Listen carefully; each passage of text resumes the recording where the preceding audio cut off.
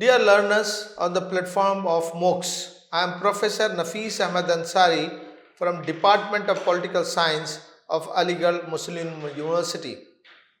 Today lecture we are going to talk the retirement benefits in India.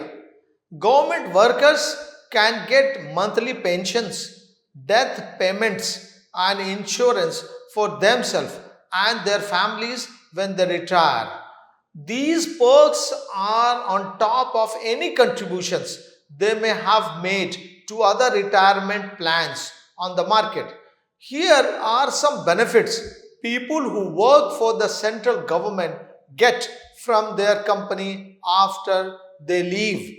People who used to work for the government get retirement and pension benefits to ensure a steady income and a safe life. Pension plans are in place to ensure that retired government workers are well taken care of and can live a comfortable retired life without worrying about money. Eligibility, as far as concerned, a minimum eligibility period for received pension is 10 years. That is, there must be a 10 years continuous services in the government organizations, then that civil servant will be eligible to have pension.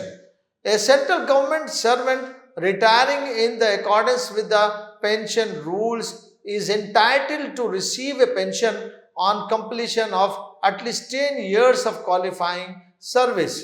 In the case of family pension, the widow is eligible to receive family pension on the death of her spouse after the completion of 1 year of continuous service or even before the completion of 1 year if the government servant had been examined by the appropriate medical authority and cleared fit for the government services. With effect from 1st 2006, pension is calculated with reference to elements that is the last basic pay or average emoluments, that is average of the basic pay drawn during the last 10 months of the service, whichever is more beneficial. The pension amount is 50% of the emoluments or average emoluments, whichever is beneficial. The minimum pension presently is rupees 9,000 per month.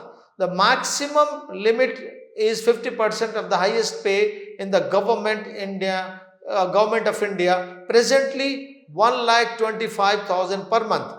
Pension is payable up to and include the date of death. Historical background, when we try to trace this benefit, retirement benefit, we find that the government's retirement benefit plans received a big boost because of the Social Security Act of 1936. Under this act, it has been made obligatory for employers in the private sector to put money in their reserve fund to meet the benefits of their employees. Under such circumstances, the government had no option but to establish employee retirement benefit plans. Two, if the government had not introduced such plans, it would have lagged in the race to recruit better quality employees in the United States of America. Firstly, all retirement benefit plans were introduced in those segments where the employees' unions were particularly strong or where the employee had to undertake hazardous jobs. Under the present scheme of retirement benefits, the employees are entitled to the benefit of social security programs besides those to which they may be entitled under the Act of 1956. Social security programs supplemented the retirement benefits plans in the event of death of an employee. The dependent is assured of comparatively greater security than before. Secondly, it provides continuity of the security where a person has been moving from one government assignment to another or between government and non-government jobs. The retirement benefit plans, together with the social security schemes, provide adequate security to the employee. None of them alone by itself is opposition to provide this such security. However, the two are not the same for financial and administrative points of view.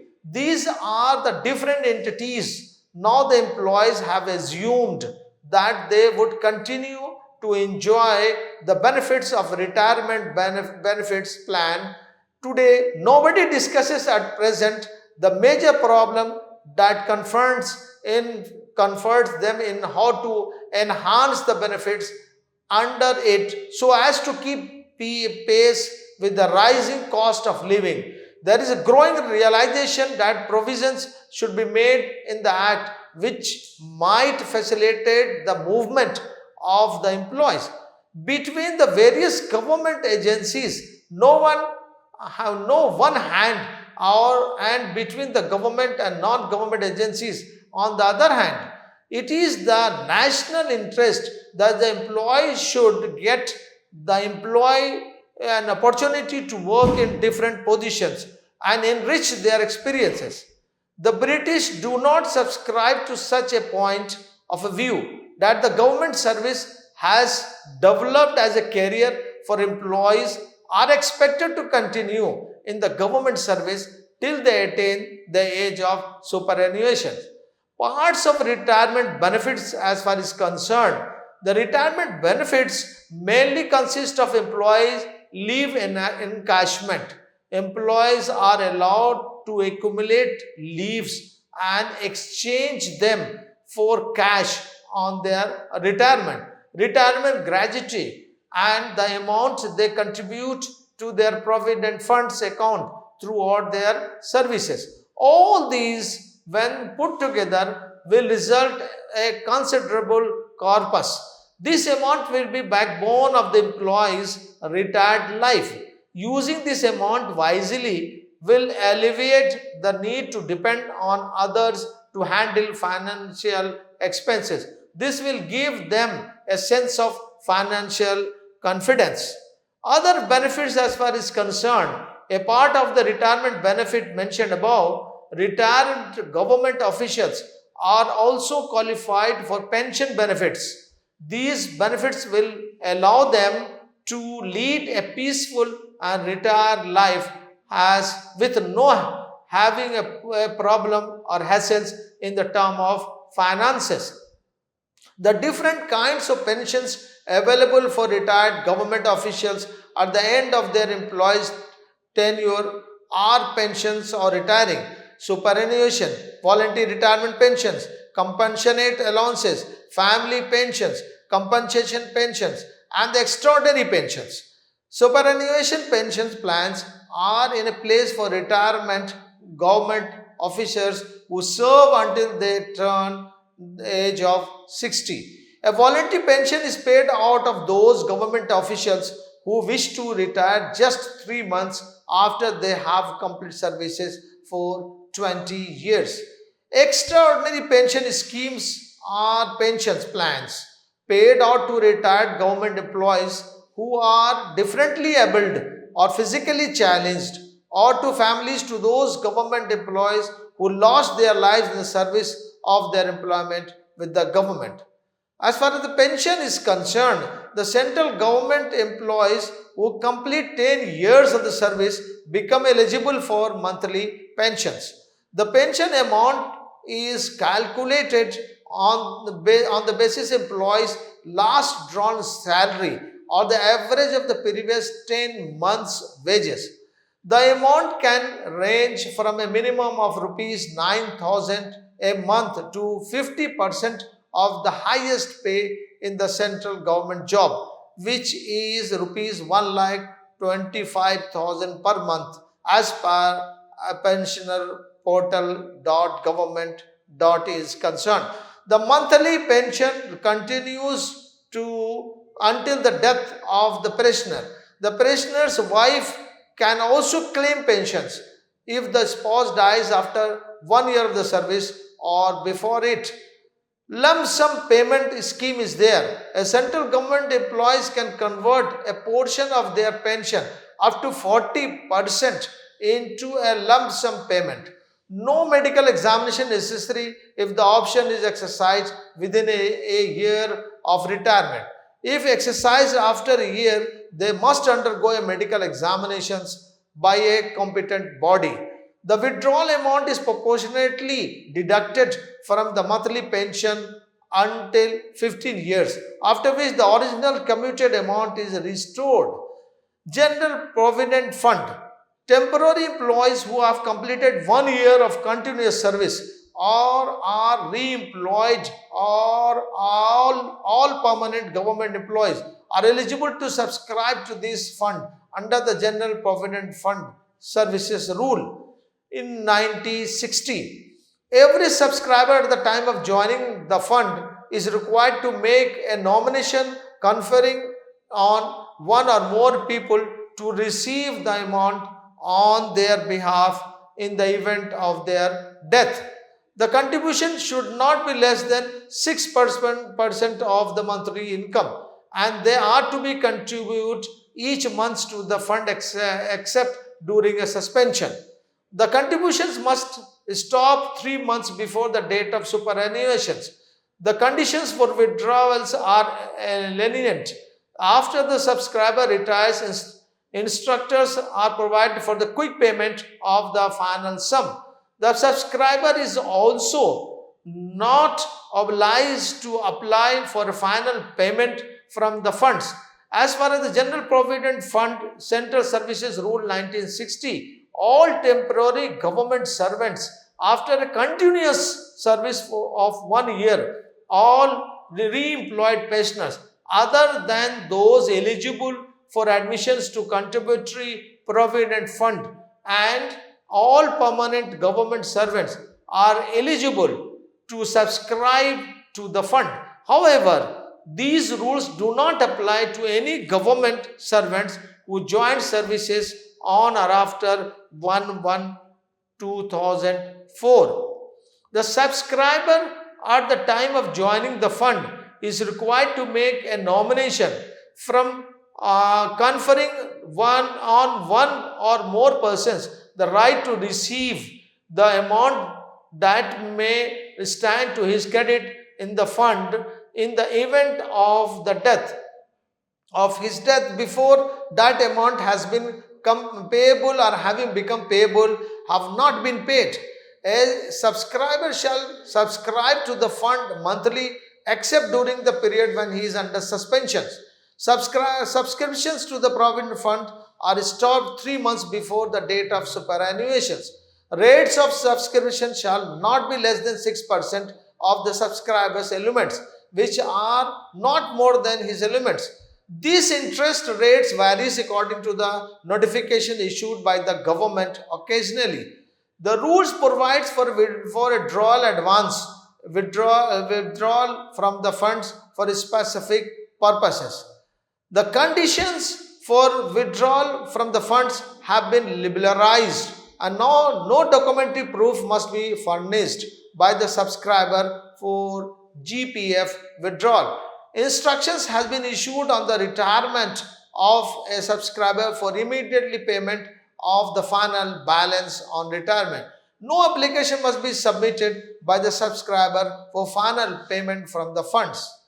Deposit linked insurance scheme.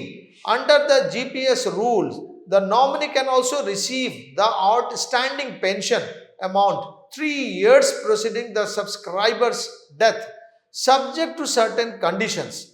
If the subscriber has completed 5 continuous years of service at the time of death, the nominee receives an additional amount not exceeding rupees 60,000. Contributory Provident Fund.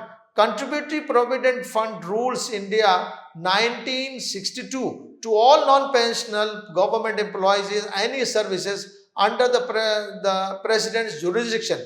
It has many similarities to GPF, as CPF also requires a nomination to receive the money on behalf of the subscriber in the event of death and a deposit linked insurance scheme. The contributions should not be less than 10% of the monthly income, matched by another 10% from the employer. They are to be contributed to the fund each month except in a suspension situation. Retirement gratuity. The employee is eligible for gratuity if they have completed 5 years of service and the amount is paid is a lump sum. The gratuity amount is calculated one fourth of the month's basic pay plus dearness allowances drawn on the retirement date for each completed 6 months of service. There is no minimum limit for the gratuity amount. The death gratuity. The employee candidate gets a one-time lump sum payment. There are no rules about how long the dead employees worked for the company. In this case, if the work time is less than a year, the amount will be twice the basic pay. If it's more than 5 years but less than 11, it's 12 times the basic pay. If it's 11 years or more but less than 20, it's 20 times the basic pay. Group insurance plan for the central government employees. Monthly contributions go towards a saving account that earns interest under this plan. Payments are made based on table of benefits that the spending department sends out. These payments include the interest that has built up until the service is stopped. In the event of the subscriber's death, the insurance covers their family. Central government has changed the All India Services Death Cum Retirement Benefit Rules 1958. These rules, the determining how IAS, IPS, Indian Police Service and IF, Indian Forest Service retires can get their retirement benefits. The Department of Personnel and the Training, DOPT, changed the rules of 1958 into 2023. It mostly talks about the retired spies or security groups. What does the 2023 rule amendment is? The central government can take an action against IAS, IPS and IFS and freeze or take away their pensions without getting permissions from the state government first if they are found guilty of major misconduct or a serious crime. The new rules clarify that the central government's choice to withhold or remove the pension shall be final. No new rules added that the grave misconduct means sharing or taking about any information or documents protected by the Official Secret Act, and serious crime means any crime that violates the Official Secret Act. In the past, Rule 3, Section 3 of All India Services Death Cum Retirement Benefit Rules 1958 said that the central government could take away a pension or part of it upon a reference from the state government concerned. Before writing or publishing anything, people who have worked for intelligence or security related groups must get permissions from the leader of their group. The question is, how will the new rules affect things? If a court finds a pensioner guilty of major misconduct or serious crime, the center may not have to wait for a referral from the state government before taking action against them. If the state government does not send these references, the national government may start a process. Communication in the media or writing books that reveals private informations by security and intelligence agency employees will lead to actions against those employees. The suggested change would make it harder for the state to have political power over the government bureaucracy. In addition, it would make it harder to run the government well and lead to unnecessary legal and administrative conflicts because the new rules will give the central government full power to take actions against retired soldiers. All India Services Death Cum Retirement Benefits Rule 1958 are what the sound like Part 3 of All India Services Act 1951, 61 of 1951 gives the central government the right to make these kinds of rules, but after talking to the government of the state involved. They will cover everyone who retired from the services or on after October 29, 1951. They don't apply to the people who join the services after being promoted from the state services or those hired through the Indian Administrative Services extension to the state scheme or the Indian Police Services.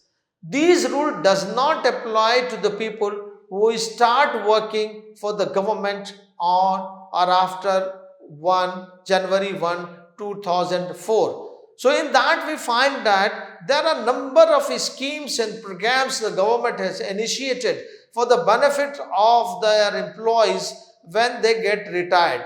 That is, the safety and security of their employees is also being taken care by the government when they retire from the services. This gives as incentives of attracting a talent groups towards the government services rather than going to the private corporates.